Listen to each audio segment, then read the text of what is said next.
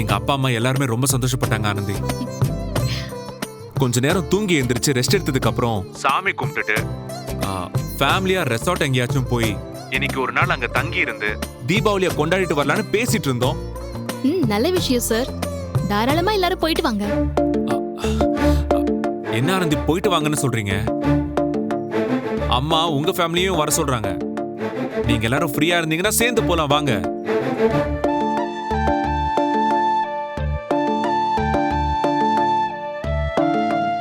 நாங்களாம் ஆனந்தி, குமரன் தம்பி தான் இவ்வளோ தூரம் கூப்பிட்றாருல, அப்புறம் ஏமா யோசிக்கிறேன், போயிட்டு வந்துடலாமா?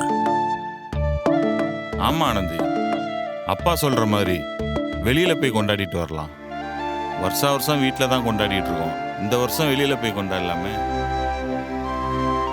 ஆமா ஆனந்தி, அவர் சொல்றது சரிதான். சரின்னு சொல்லிட. ஏய், சரின்னு சொல்லு. சரிங்க குமரன் சார், வீட்ல யாரெல்லாம் வராங்களோ அவங்கள கூட்டிட்டு வந்துடுறேன். சரிங்க ஆனந்தி, எந்த ரெசார்ட்னு பார்த்துட்டு உங்களுக்கு சொல்றேன். நம்ம எல்லாரும் சேர்ந்து போயிடலாம். சரிங்க சார். சரிங்க ஆனந்தி.